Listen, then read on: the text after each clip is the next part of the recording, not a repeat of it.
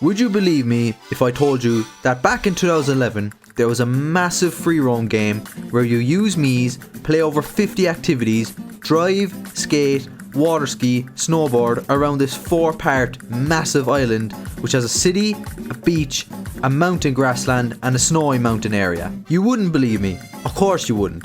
The Nintendo Wii couldn't handle something like that. Or could it? Or could it now? Well, let me tell you that you're wrong.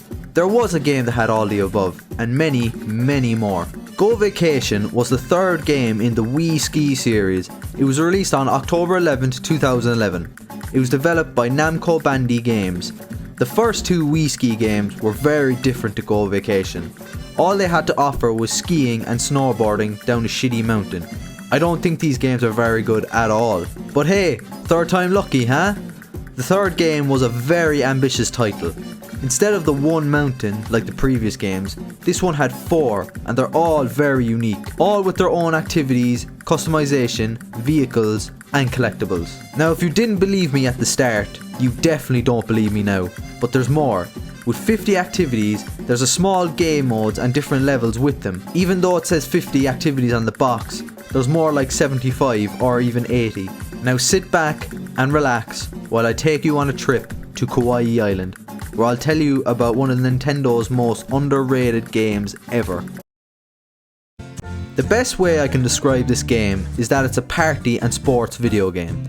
Most of the activities are sport or party related. You start the game at the marine resort, the beach. This is where you are greeted by a tour guide. She tells you all about the land and all the activities to participate in. This can get very annoying, as she pops up after every game you play and says some stupid shit like, "You've collected a stamp."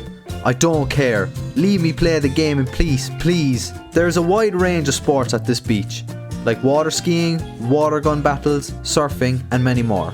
It's probably my least favourite resort as it's mostly just water and it doesn't have as much activities as the other areas. It only has 8, but has multiple side modes and levels as I mentioned before.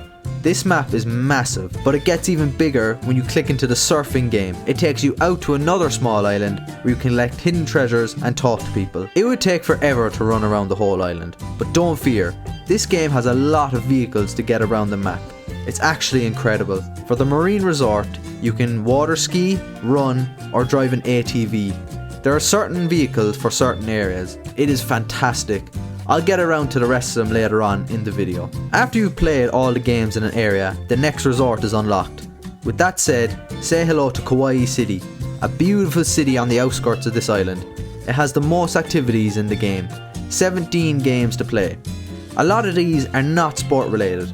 It's a bit like Mario Party games, like Mole Panic, table hockey, mini golf and dancing. For some reason, this city adores skateboarding and rollerblading. So much so that they were kind enough to put a massive skate rail going up the tallest building in the city. So kind of them. So yeah, the best way to travel around is to skate around. It also has a train going around the city. Next is the snow resort. It's a huge mountain for skiing and snowboarding. One of my favourite things to do in this game is to spawn myself at the very top of the hill and fly down it as fast as I can.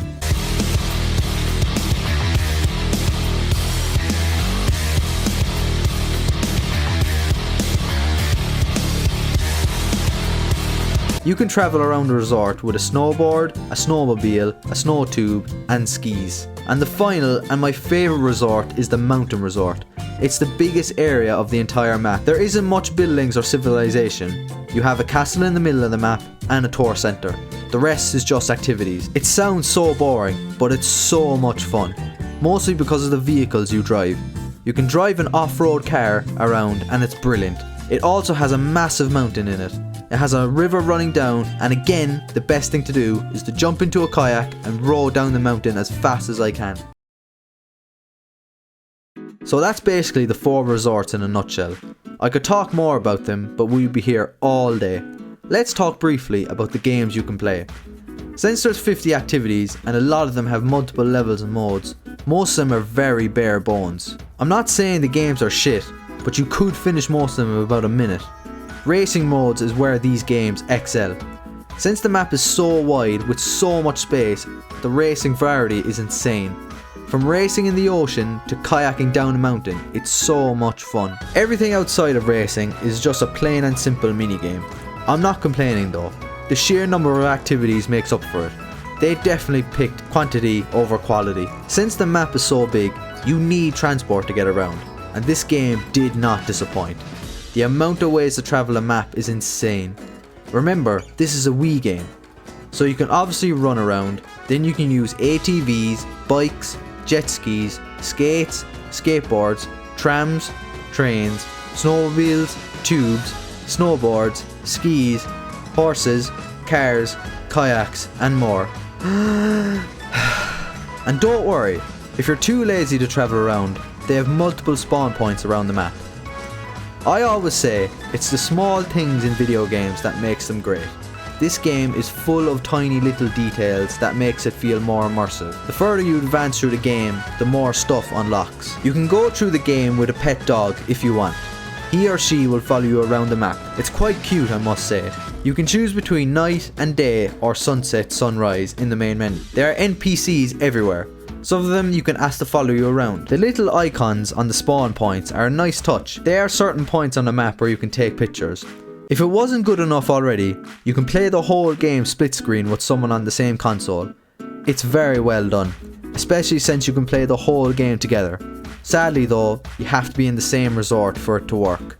Once you have a number of activities completed, you unlock a private villa for yourself in its own part of the island. This is such an interesting feature. You can pick the house you like and you can design it any way you want. It works a lot like The Sims. The best thing I think they did with this game is the amount of customization. For each area you visit, more clothes are unlocked. You can change the colour of your vehicles and the colour of your pets. You can choose through a number of breeds as well. So much to do. Since this game is so big, you're bound not to like everything, and that's very, very true. I love this game, but the controls are absolute ass. It's such a shame, because that's a massive part of the gameplay. It uses motion controls, you see. So to move faster, you have to shake the remote, or to turn, you have to turn the remote. It's just a big mess, and it doesn't work properly at all. Besides that though, this is a fantastic game. It's not talked about enough. This is a game before its time, man. A massive free roam title with hours upon hours of replayability. Lots of activities to play through, so many modes of transport, and best of all, you can use your Miis. We are crying out for a Switch game like that now, but most people don't realise they did it just over a decade ago. In 2018, it was finally ported over to the Switch with better graphics. This is a one-of-a-kind Nintendo game. If you are looking for a game to play, I recommend Go Vacation. It's worth every penny. That's all I have to say about Go Vacation. I hope you enjoyed the video. Thanks so much for watching, and I'll see you later. Have a nice day, and goodbye.